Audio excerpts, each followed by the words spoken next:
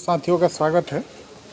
यह प्रेस वार्ता हम लोगों ने इसलिए रखा है कि 2 दिन पहले आप लोगों ने सुना होगा हमारे एक जदयू के अनुकंपा पे आए हुए एमएलसी श्री भगवान सिंह कुशवाहा जी का बयान। उन्होंने राजद पार्टी और एक विशेष यादव समुदाय के प्रति कटाक्ष किया और अशोभनीय टिप्पणी किया। उसी विषय को लेकर आज हम लोग प्रेस वार्ता कर रहे हैं। मुख्य बातें ये हैं कि उन्होंने जिस प्रकार से यादव समुदाय के ऊपर उंगली उठाया कि फलना थाना में ये केस, फलना थाना में ये केस, तो हम बताना चाहेंगे कि उन्होंने जितना भी केस बताया वो सब 2005 के बाद का है और सिर्फ यादव जाति से ही केस नहीं हो रहा है किसी भी थाने में। सभी जात का, सभी क्रिमिनल का कोई जात नहीं होता है।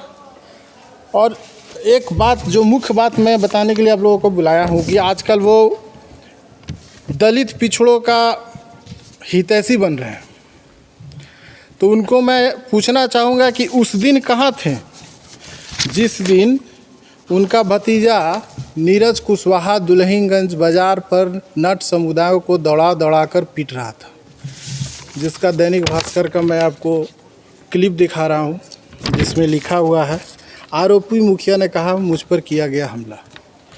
और सबसे अशोभनीय बात यह है कि कुर्सी पर बैठने के लिए नीरज कुशवाहा ने उस दलित समुदाय के लड़के को मारा। क्या नीतीश सरकार में दलित कुर्सी पर नहीं बैठ सकते हैं? मैं पूछना चाहूँगा श्री भगवान सिंह कुशवाहा से कि आप उस दिन कहाँ थे। और रही बात यादव समुदाय की, तो उस दिन जिस दिन नीरज कुशवाहा उनका भतीजा दलित समुदाय को मार रहा था, तो वो सारी औरतों के साथ छेड़खानी कर रहा था, तो सनिया गांव में जाकर छिपी थी, जिसे यादव समुदाय ने ही बचाया था। यादव समुदाय कभी किसी का अहित नहीं करता, हमेशा मदद करता है। अब आप लोग आगे बताइए। क्या ऐसे आरोप लगाए जा रहे हैं, खास करके एक जाति विशेष को? देखिए, उनका मानसिक संतुलन इतना, मतलब कह सकते हैं आप कि निगेटिव हो गए हैं, इतनी गंदी मानसिकता हो गई है उनकी कि कुछ दिन पहले आप लोग देखे होंगे कि राजपूत समुदाय को पीछे वो पड़े थे, अब यादव समुदाय के पीछे पड़े हुए हैं।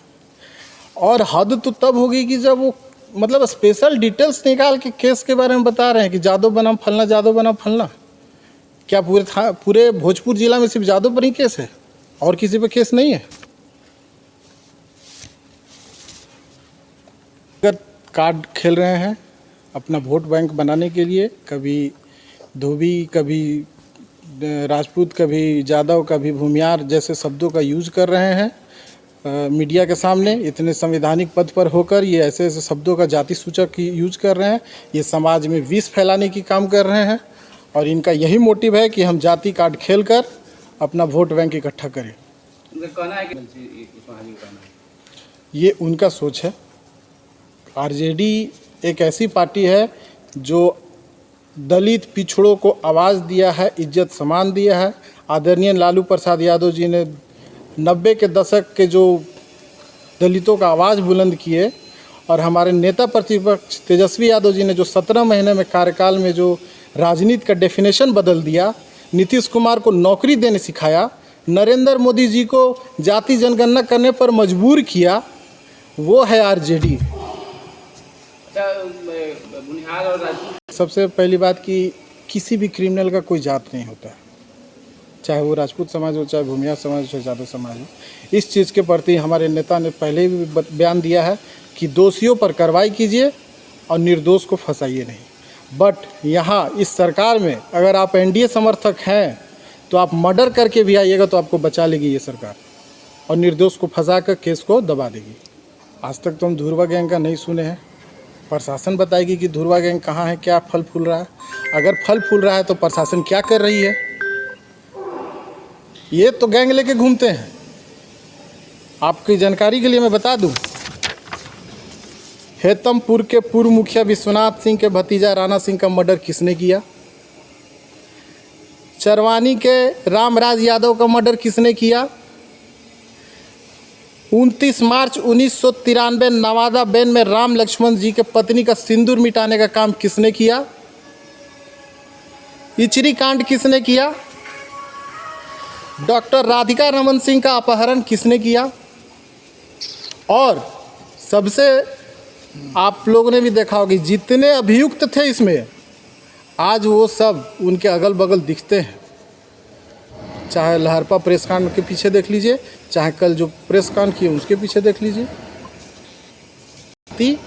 नरसंहार का ही सपोर्ट करेगा। असामाजिक तत्व तो उनके अगल बगल दिख रहे हैं। कौन जानता है कि धुर गैंग वही चला रहे हैं? सारे असामाजिक तत्व उनके अगल बगल दिख रहे हैं।